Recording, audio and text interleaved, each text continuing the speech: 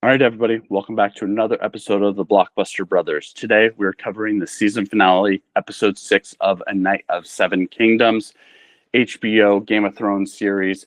We are going to talk about what happened in episode 6. We are going to talk about what we thought about this whole season, what we're going to think about what's going to happen in season 2, and then we're bringing out a new rating system where we're going to rank the whole show. So please stay tuned to the full video. Without further ado, Stephen, let us know what happened in this episode, the season finale. No, it's over. Yeah, I know. I was very shocked that there's only 6 episodes. I'm sure the producers and the people bankrolling this show were probably a little concerned after House of Dragons. And so they're like, let's just stick with 6 and see what happens. But like Brian said, been renewed for season 2 already. So basically, in episode 6, we are being told or watching what's happened after this victory, right? The gods have decided who's going to survive, and Sir Duncan survived. And much like his character throughout his life, this great victory was ultimately not really something that was celebrated a lot. It was a lot of sadness, actually, because not only is he beaten up to smithereens and limping around and his eyes all screwed up, but the death of Prince Baelor Targaryen really kind of set this tone of like, oh man, this is more sad than a good thing. And somebody asked Sir Duncan, why on earth did they let you live and not, Prince Baelor?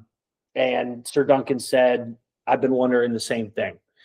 And so this episode really just kind of the main point of it, I thought, was the reunification of Egg and Sir Duncan.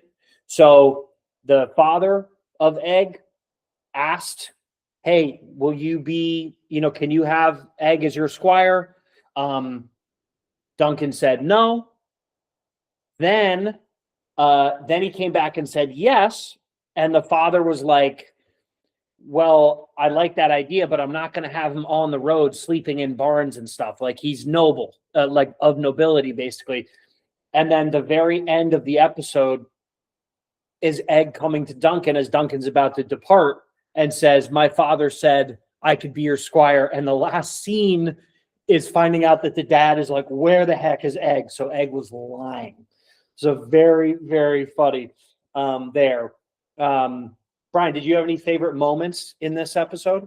You know what I think that whenever it's achieved in cinema, whether it's in movies or TV, whenever there's a juxtaposition, I think it provides a nice contrast of having these moments where the show can be so brutal and Sir Duncan can get the crap beat out of them, but still have like this lightheartedness. Yes. And the humor to these moments. It's really endearing. I think I just enjoyed Sir Duncan and Egg's relationship the most out of everything, and just seeing them together. And I've talked about it before in previous episodes. I just think that, their ability to have such dynamic characters. I can't say enough about the casting. I can't say enough about the production design in moments where, in House of Dragons, where I was kind of doubting people and characters in their roles. And not that I didn't like the actors in those positions, I just didn't buy it, and it's all about suspension of disbelief.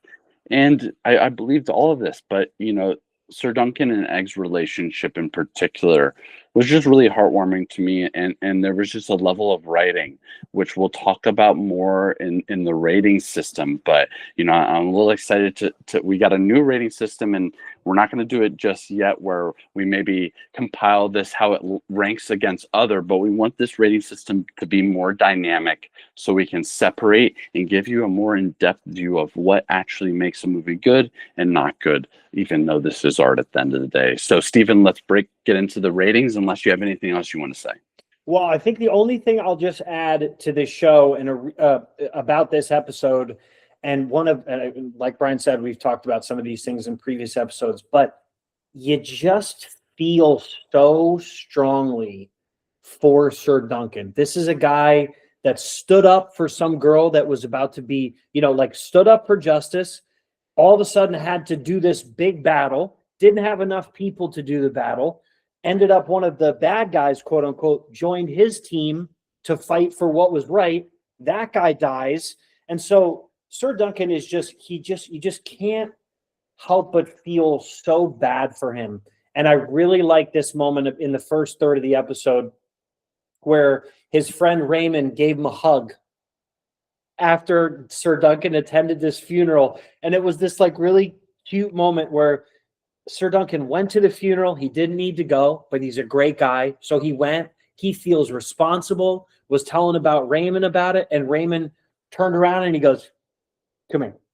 And they do this like really cute embrace. So anyway, I just think the character of Sir Duncan is really a main driving factor of the success of this show. But rating system. Wait, Brian, Steven, real quick, and I think this is a little inside that I want to comment on that before we go into the ratings, as much as I was jumping the gun earlier. But I think, at the end of the day, it's hard to separate life from what you make. And from what we've been seeing, I think this cast genuinely loves each other. I think that the authenticity of their friendships has allowed for a further authenticity in their performances. And I think, that's what happens when you create great work environments. So that's a little from HR Brian. I like it. Create good work environments. You get better work when the environment that you work in is good. Yeah, no, I like that. I like that a lot. I think that's very important. That's a very underrated thing that Brian mentioned. Okay, so rating system. Dun, dun, dun, dun. Dun, dun, dun. So we got 5 categories. One is set design / cinematography. The next is performances. For 20 points, yeah. For those that are math deficient like I, yes. 5 divided by 100 is 17.17. 20. So then we got performances, and then writing, directing is one, editing and music is another, and then we have a fun one here because Brian and I love talking about marketing, budget, all that stuff. So that is its own category. For instance, for Marty Supreme, the movie, that might get a 20 out of 20 because or a very high score because the marketing for it was so good, so organic, all that. So here's what I got. I got a score of 80. And this is for the whole season. Correct. Thank you for the clarification. Yes. I have a score of 82 out of 100. All right, break it down for us. So set design, cinematography, 18 out of 20. Thought it was absolutely fantastic.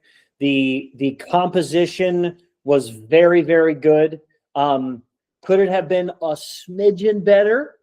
Perhaps, but we're talking about 18 out of 20 is pretty good as it gets. It's not Roger Deakins, okay? But we want to be tough. I don't know if we really want to get perfect scores. Right. So performances, I give a 16 out of 20. Wow. I think Egg was fantastic. I think most everybody was really great. Even though I think Peter Claffey is going to be a massive movie star in the future, I still think he's got a little bit work to do on his acting. So you bring him up and now you pull him right back down. Yes, but you know what? I don't think we loved Arnold Schwarzenegger for his acting prowess so much, So I think what are you talking about? That dude deserves an Oscar. Yeah. Come on, what do you say? His muscles do. Next, writing, directing, 18 out of 20. I'm in love with the writing of this show. Everything looks very well orchestrated. So I gave that a high score. Editing and music, 20 out of 20. That is my perfect rating. I think the pacing of this show was unbelievable. And I think the music choices they made, especially even at the beginning of this episode, where the first shot is you just looking up at these two guys looking down at Peter, and it's just kind of got this jazzy, little aggressive, a strong choice, not a safe choice, that gets cut right away as soon as they move into the next shot. And they just had these little moments, music-wise, that I really liked. And then, so for the marketing and budget, I give it a 10 out of 20. And Brian made a good point off air. He said,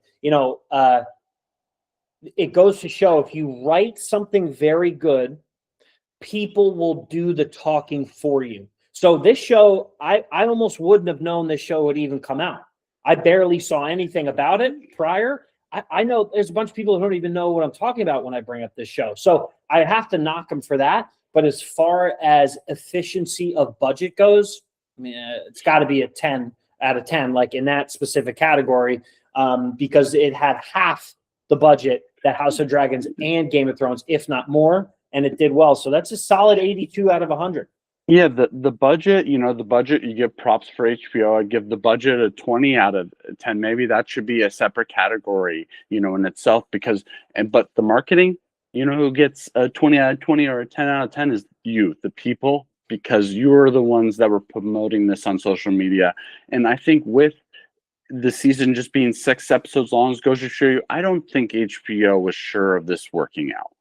And I think the amount that they promoted it reinforces that as well, and the budget. But you know what? That's not always an indicator of the final product, because there was love obviously made with this project was made with love, and I think the people performing in it loved it as well. So let us know what you guys think. If you could rate this movie out of 100, what would you give it? What were your favorite moments? What were some moments you didn't like maybe? What are you excited for season 2? We appreciate you all watching.